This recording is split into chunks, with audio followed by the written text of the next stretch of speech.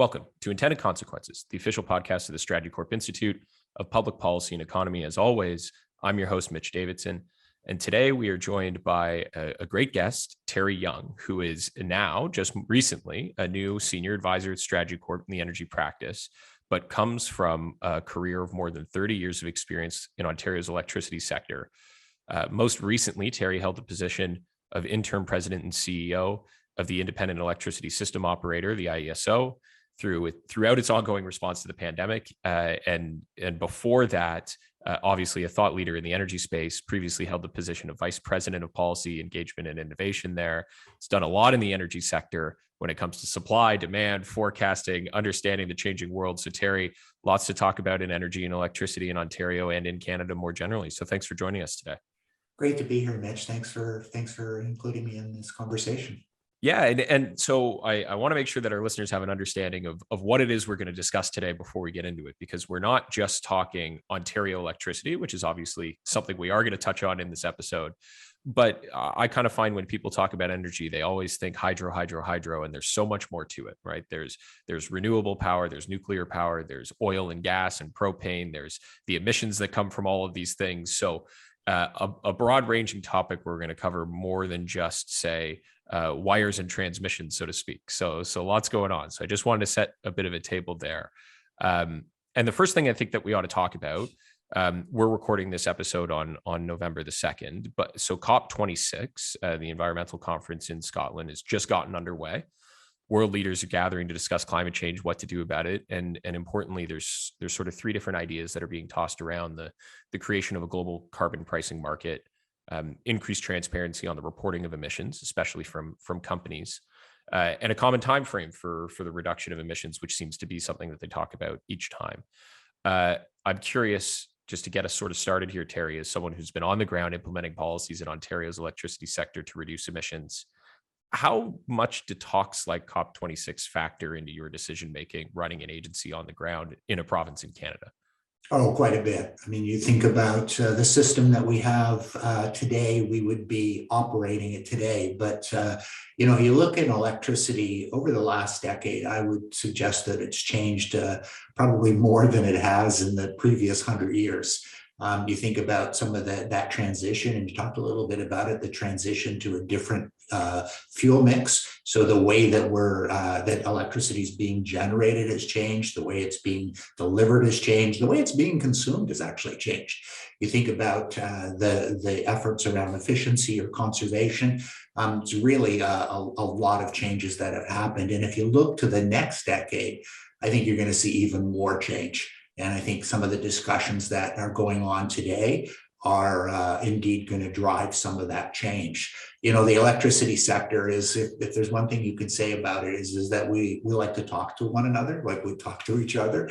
If you're out at a lunch or a dinner and it happens to be an industry event, chances are that the people at your table are all going to be for the electricity sector, and the people at the next table are going to be from the electricity sector as well. And what you're hearing in conversations today is really around, net zero, or around climate change, around decarbonization. So obviously, the talks that are going on today will be a big part of the conversations in the next weeks and months and years.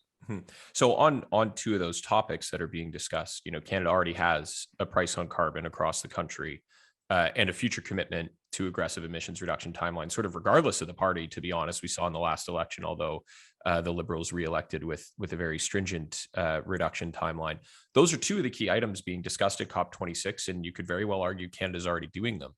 On the one they aren't, emissions transparency measures for companies and other emitters, we're perhaps a little bit further behind some other world leaders. Do you expect COP26 and the events of it to have any material impact on Canada or Ontario when it comes to that sort of emissions transparency measure? Oh, very much so. I mean, you think about transparency in general has really been a big driver in the sector, and it's as you get more people involved. This was a pretty exclusive club not so many years ago. There were very few participants. There were very few organizations involved in it, and the expansion of it has been tremendous. And so transparency becomes part of that. And as you start looking at transparency associated with the emissions, from the players themselves, from those who are in the industry, from those who are operating the system. So all of this, I think, speaks to some of the change that's coming at us. Yeah, and it's interesting to, you mentioned from the emitters themselves. I think that's one of the areas that, for example, when I was in provincial politics working in opposition in 2014 to 18, I worked for a leader at the time endorsed carbon pricing. And one of the things I don't know if we anticipated as much was actual emitters coming out, oil and gas companies coming out and saying, we actually support a price on carbon. The idea that this doesn't have to just be generated from consumers or from governments, but can also be generated from companies themselves who are looking to sort of get ahead of the curve or do the right thing, is a really interesting question when it comes to the transparency measures and emissions reduction measures. Absolutely. And you touched on this in your time in opposition. And I can recall that time too, as well as some of the conversation that was being generated. And I think what we're seeing today in Glasgow is going to continue to drive this need. Yeah. And so, when we talk about, these high level targets that come out of these conferences or these sort of goals and standards, then you have to actually bring them back to your home jurisdiction, implement them on the ground, right? And that's a very different conversation. That's, real world applicability. And Ontario's electricity sector has already done a lot of that work. You were there for a lot of that work. The grid's fairly clean, depends sort of when you take your snapshot in time, but it's certainly in the 90 percentile range, if not even higher than that in terms of being emissions free. Perhaps we're using a bit more natural gas in these days due to nuclear refurbishments and what have you, but one of the cleanest grids on the continent. So let's start with sort of the basic question here when we talk about implementing it in Ontario specifically. How did we get here in terms of this clean of a grid, and any significant lessons that other jurisdictions should take away as they consider making a change themselves? Great question. It sort of comes back to, I think, back in 2002, 2003, when this was really starting to take off, and the Liberal government in Ontario came in with the promise to eliminate all the coal fired stations and reduce that dependence on coal. And at the time, something like 25% of all the electricity that was being used in Ontario was generated from coal. And so in the industry itself, there was a lot of skepticism. There was a lot of, yes, it can be done. But at the time, it was 2007. Then 2007 became 2009. And 2009, finally, the last plant was closed in 2014, I believe. But there was a lot of skepticism there around, okay, so it's windy, so therefore I can have a home cooked meal, and just asides like that. And I think it certainly demonstrated that ability to put that plan in place and actually move forward and achieve what was set out. And yes, the grid in Ontario is one of the cleanest. And what's particular about that is that Ontario doesn't have, it's not like Quebec, it's not like Manitoba, it doesn't have that abundance of hydro, right? So of water power, but it does have a large supply of nuclear, about 60% generated from nuclear. But again, taking that 25% out was indeed a challenge. I think fortunate that they were able to introduce gas, or we were able to introduce gas at that time, and have more reliance on gas. And the features of gas and coal are similar. They're flexible, so they do follow the load. So they're able to ramp up or ramp down depending on how high that demand is. And that's different than wind and solar, for instance, where, if it's windy, you're going to get the power. Unfortunately, a lot of that power is produced overnight when the demand is extremely low. But so gas and coal had those characteristics. And yes, 94% very, very clean system. And I think it's one of the conversations that's going on now in terms of, as you look at emissions overall, to what extent can that system that you have, when you think about it, in Ontario, 3% of the emissions come from the electricity sector. And so it's, again, can you use that system to actually take a bigger role in reducing emissions overall? And I think it's one of the things that one of the path forwards that I think this government and others are considering. But yes, was there a lot of things done that we probably could have done differently? And I think the big one really is price. When you think about how what was done, great. What it costs, not so great. Yeah, so I want to pick up on that a little bit because obviously, the closure of coal and the advent of nuclear, some renewables, gas, all the different things you talked about, they got us to where we are today. But they did so at a financial price to homeowners and to businesses, but more so even a political price to governments, right? We had former Premier Kathleen Wynne on this podcast herself, who said that she wished that she would have gotten on the hydro file sooner, and it was a seriously contributing factor to her loss of the premier's office. And so when you're talking about an issue that can have the power to overturn a government, it has some pretty serious political complications. And I always kind of like to say that the electricity sector should sort of be like the referee in a hockey game. If they do a good job, you don't really notice. It's when they blow a call or there's a blackout or there's a price increase that all of a sudden everybody wants to talk about energy. So one of the things that concerns me a little bit, or rather as a question for you, is we had rising prices as a result of this transition to clean. We're now on sort of the last mile, the last 5-6% of the grid that we have to try to get clean. Is that the most expensive part? And can we even get there to 100%, or should we be comfortable with a high 90s for a significant future? Well, I think that's the question, really. I think you can get further, and I think there are technologies that are emerging that will get you there. You think about wind and solar, and we talked about, yes, it's great when it's blowing, and yes, it's great when the sun is shining. But how do you store it? And so I think this is where emerging technologies like storage come in, and I think that's really the key to this. Now, the challenge, of course, is that we're actually in this spot where, for the first time in many years, we're seeing needs appear. So if you look at in 2025, for instance, there's a significant retirement that's happening in the generating space when Pickering is retired. So there's 3,000 megawatts.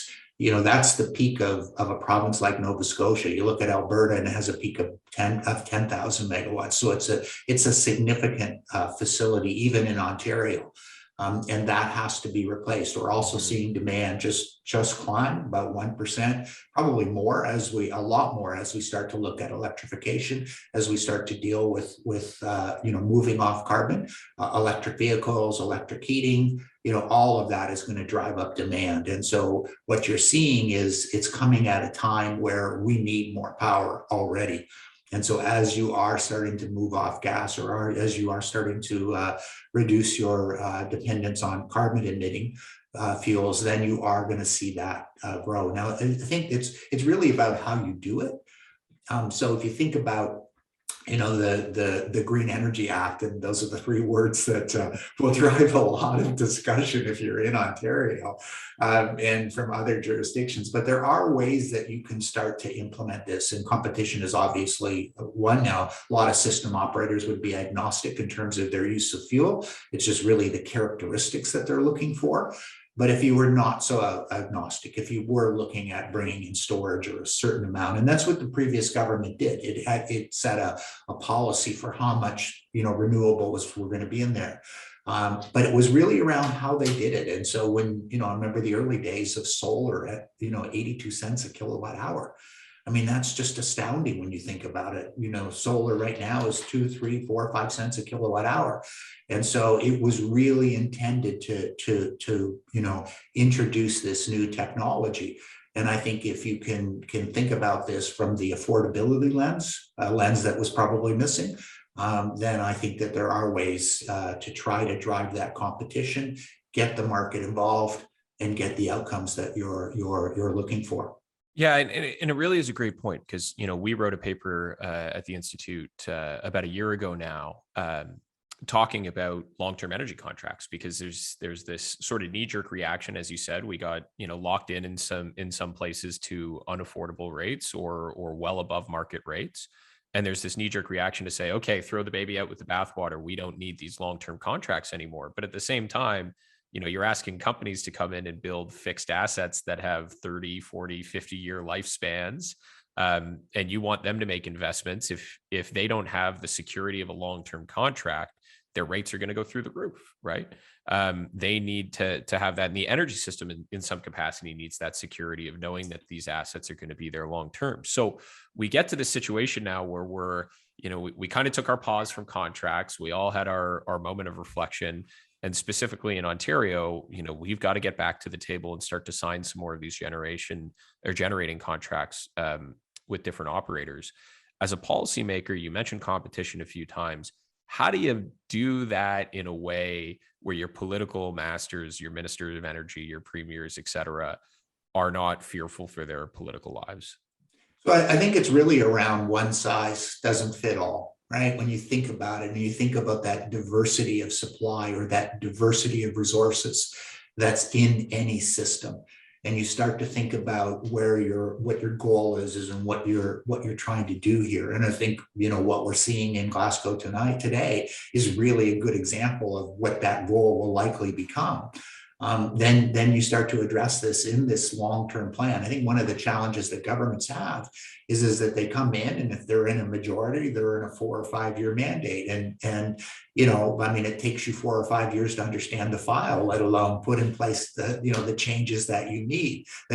And so I think you've got to, what I would suggest is that you've got to have this plan that starts to think about all the different puts and takes that are in the system, because chances are when you plug a hole one place, another one's going to pop out. And I think this is where governments, given the embedded costs that are there, there's no easy fix.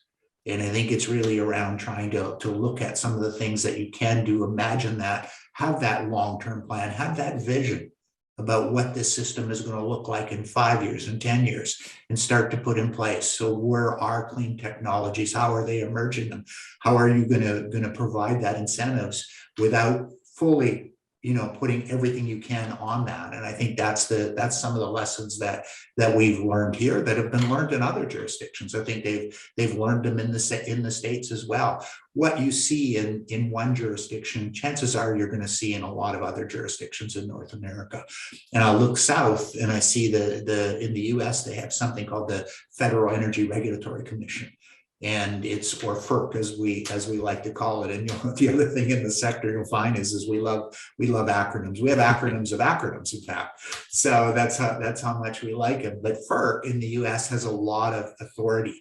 And one of the things that has really come out over the last year or so is something called Order 2222. And it is really an order that is intended at the system operators, like the independent electricity system operator, the Alberta electricity system operator. And it's really providing that direction that they need to start to integrate smaller emerging technologies into their system. And so they have targets that they are trying to meet. And so again, it's that long-term vision and it's that long-term plan.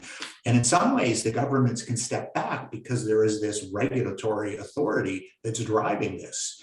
And again, I think it's one of the challenges you see in Canada is that energy is largely a provincial responsibility. Mm-hmm. So, you will look at Hydro-Quebec, which is one way, Ontario, which is another, BC Hydro, you look at Nova Scotia, you look at the Maritimes. There's 10 or more different systems across the country. And that's one of the challenges is around that lack of a national strategy, if you will, or national plan. And it's interesting because different provinces have different assets and they have different challenges. I think about Quebec and Ontario, and Ontario is a summer peaking. So we use most of our electricity in the summer, where Quebec uses most of its electricity in the winter.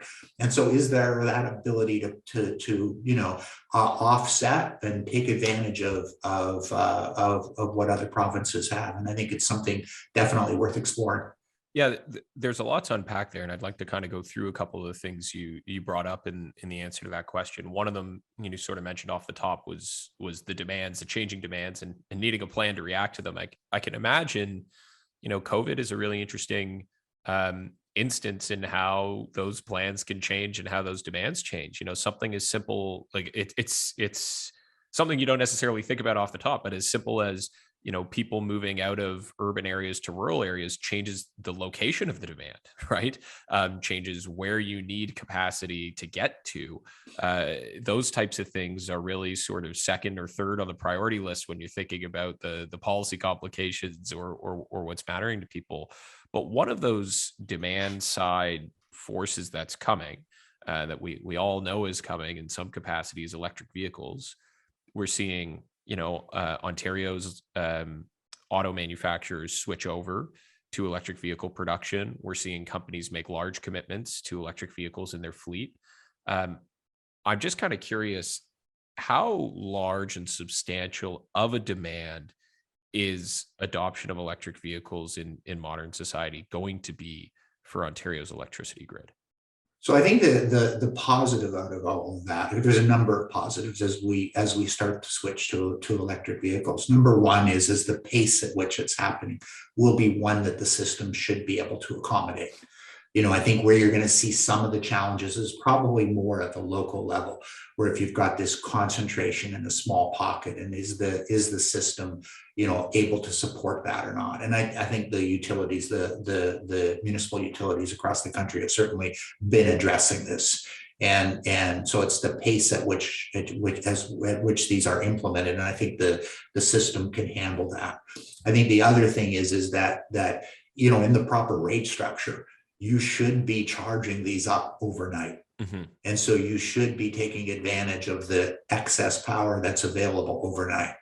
And so you're smoothing that demand out, if you will, over that period, because, one of the challenges is obviously, particularly on a very hot day where you can see, demand go from, in Ontario, it could be from 14,000 to 24,000 megawatts in a 12-hour period.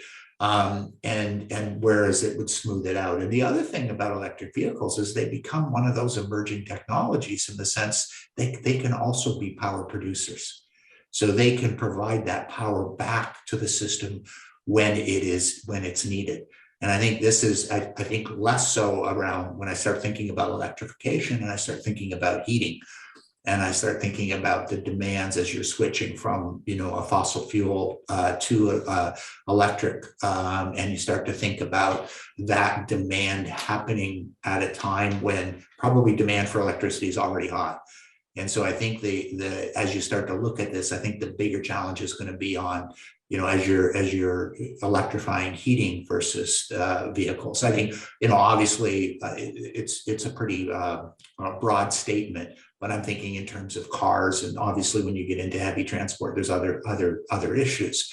But I see electric cars, electric vehicles as one of those things that will benefit the system going the years going forward. Yeah, it's a great perspective to understand that it sort of plugs some of the holes there with, overnight excess capacity and those sorts of things. So, I'm curious as well about you. So there's electric vehicles. You've already mentioned energy storage. I think there's other emerging technologies like small modular reactors and those sorts of things.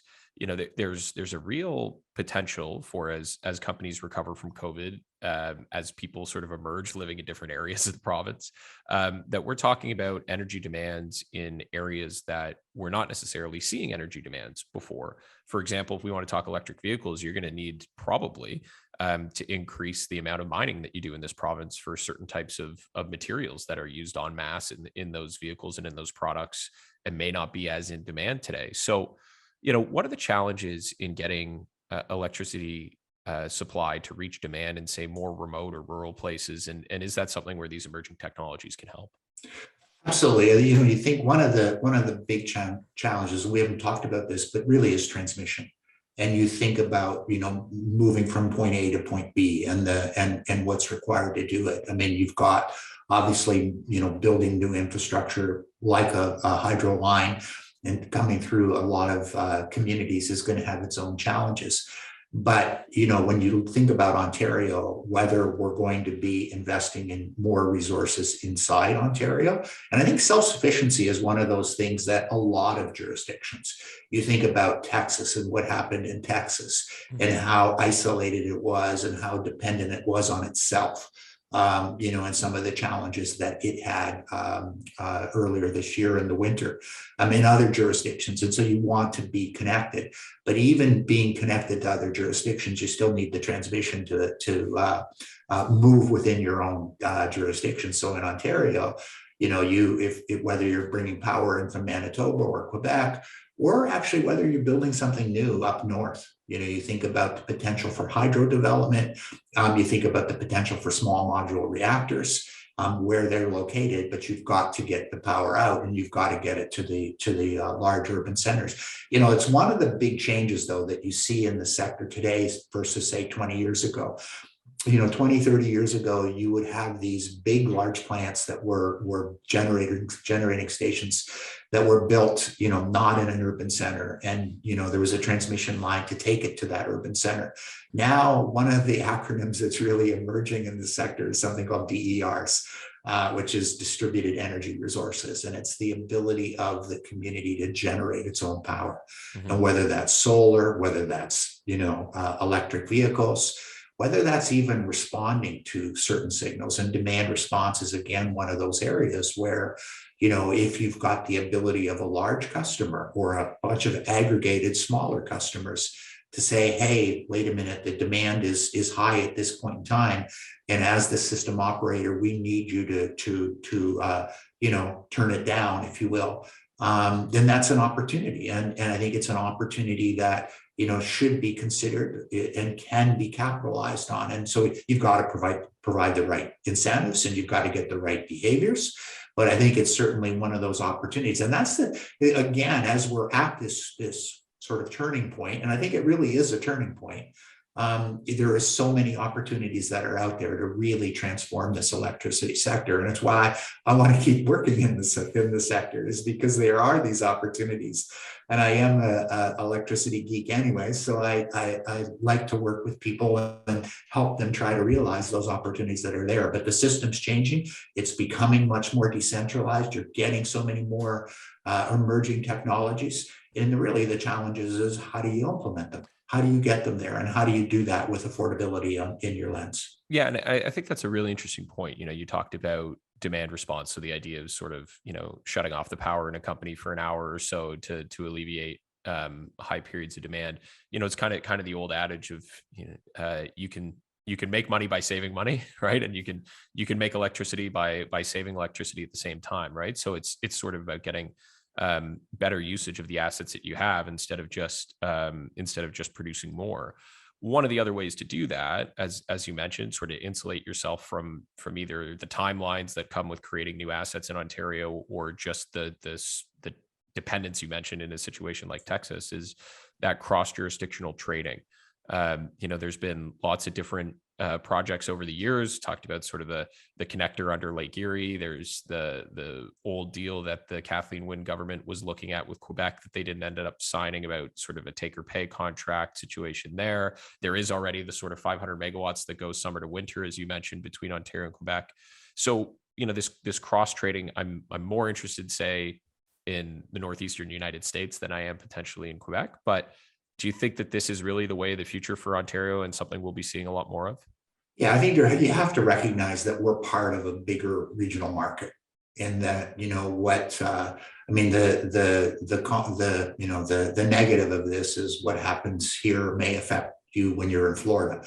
We certainly saw that in the 2003 blackout, right? The lack of training, the procedures around how close these lines could get to a tree, the lack of situational awareness. 50 million people were lost power because of an incident in Ohio.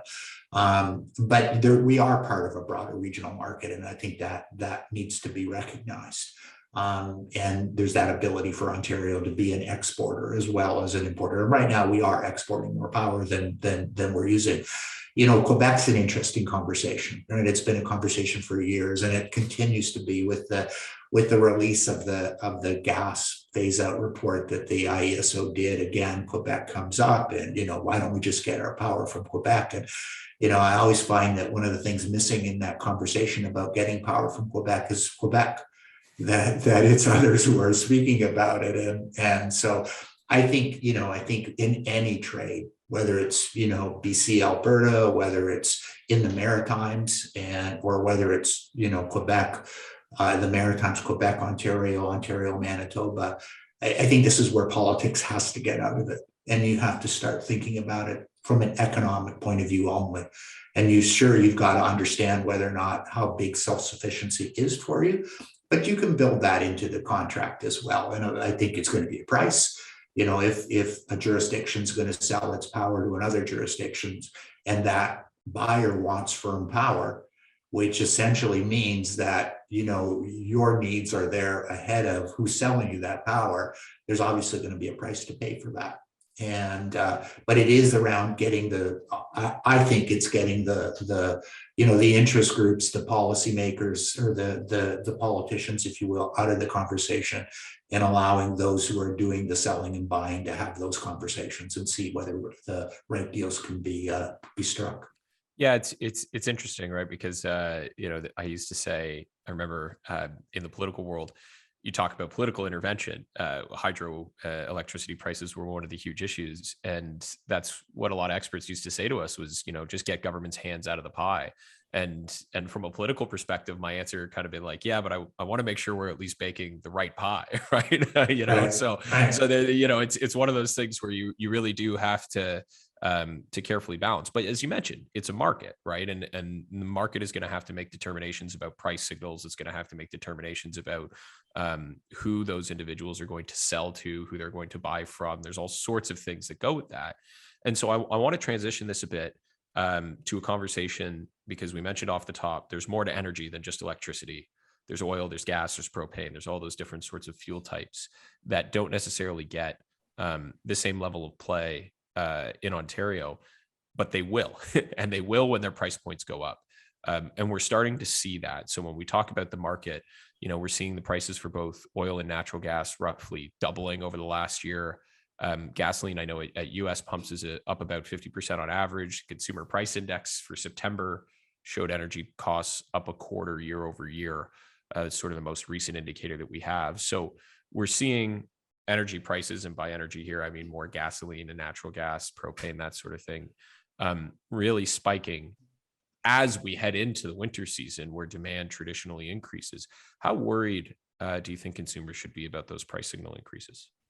Well, I think, this isn't, I can recall price increases in gas in 2017, and I remember the impact on the electricity price, even because of how much gas was being used. And what I understand is that, some of this is because of the market in Europe and elsewhere. And the challenges of getting it there. Some of it is related to some of the production issues related to Hurricane Ida.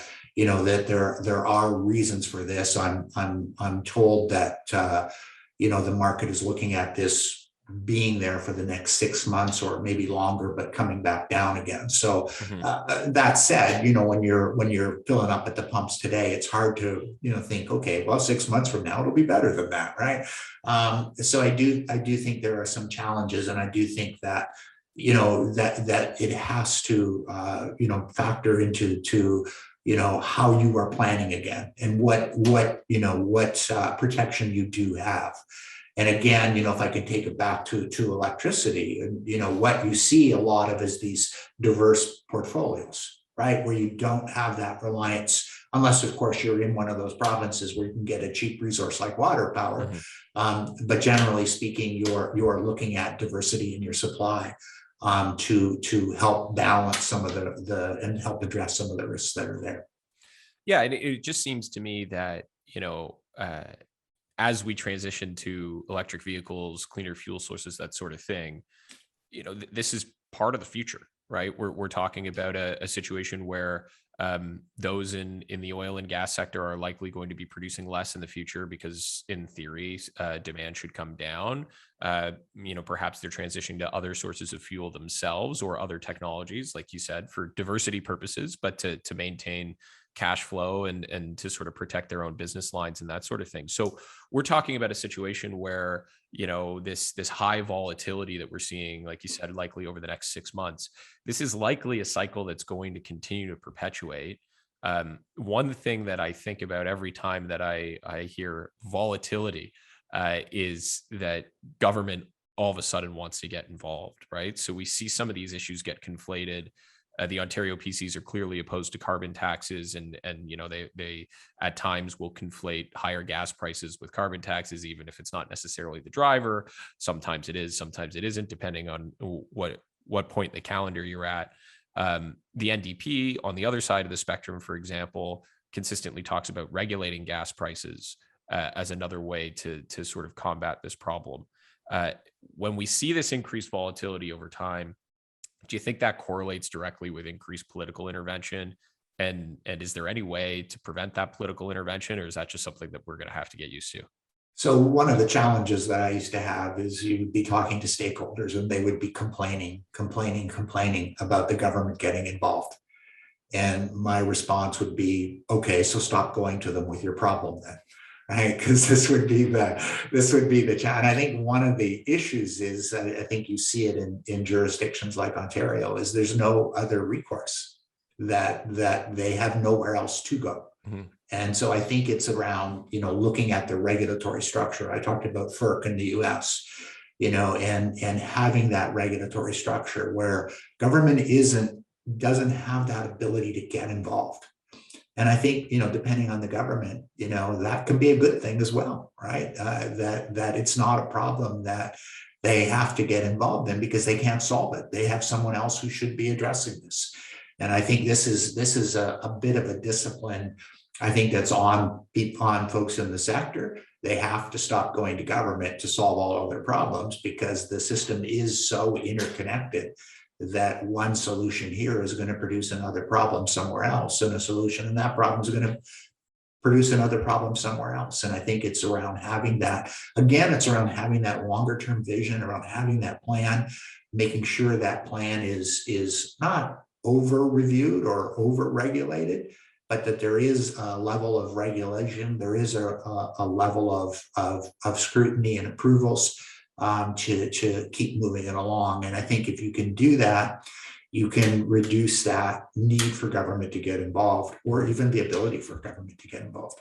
Well, I mean, I'm thinking of two things here. The first is, I guess there's a reason that, the IESO has the I in it for independent, right? I think that's the first thing here. But the second is, and I've always said this, and I think I've said it on this podcast before, government in some cases is the stakeholder for the average person here, right? There is no coalition of homeowners upset with higher hydro prices or association of consumers who pay too much at the pump, right? So, yeah.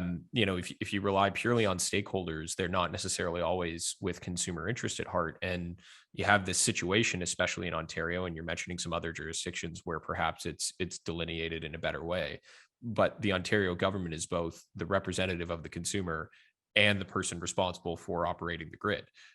That puts you in a pretty difficult spot at times when I can get you the power, but you have to pay more. Well, you're not going to like that situation either. So getting those two roles apart from each other, and I know, the previous government, for example, a lot of times would say, it's the Ontario Energy Board that made that decision, but then also have the power to direct the Ontario Energy Board to fix the decision. And so we really do have sort of some blurred checks and balances there, and a bit of a separation of church and state might be warranted in the electricity sector.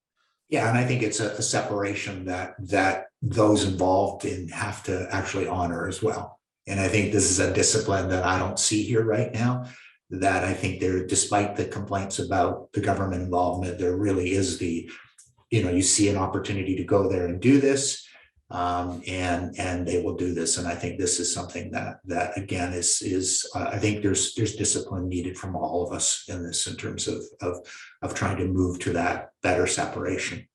Yeah, and I just think a lot of it has to do with Ontario's political history, right? You look at the attempted sale of Hydro One, and the whole issue that happened there back in the sort of Ernie Eves days, the deregulation of the market that then ended up didn't really happening. And then again, of course, the Green Energy Act, as you mentioned, those sort of three dirty words in Ontario electricity language, and the price points that came with it. I think there's enough scars on political parties' backs from the electricity sector that they're scared to truly let it go, at the same time that they're scared to get their hands involved, and that leaves you sort of in the middle of a very, very tricky spot on both sides. So I can tell you that of all three of those, Mitch, I could probably show you scars on my own back from all three of those as well. But I think those are really great examples of some of the challenges, right? You think about deregulating this market in 2002, and 6 months later it was closed,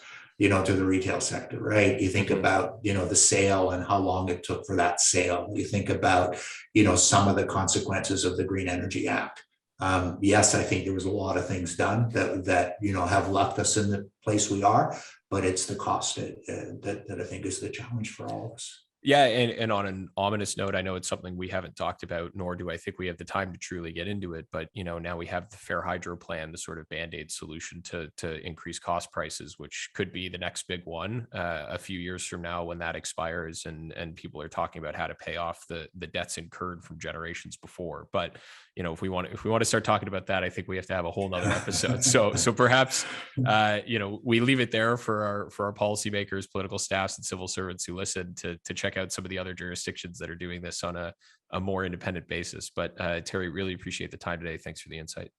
Thank you very much.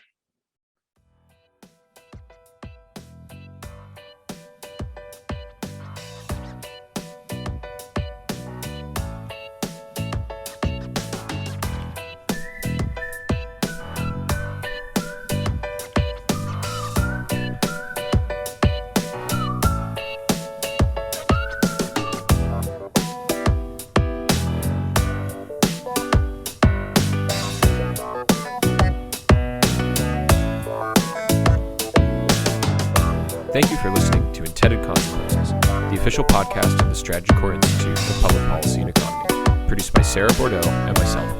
The views expressed during this podcast are not necessarily the views of StrategyCorp. All rights to this episode are reserved, and guests on the podcast may be current or past clients of StrategyCorp. To find out more about the Institute and to subscribe to our written material, or to find past episodes of the podcast, please visit our website at www.strategycorp.com/institute. Until next time, I'm Mitch Davidson.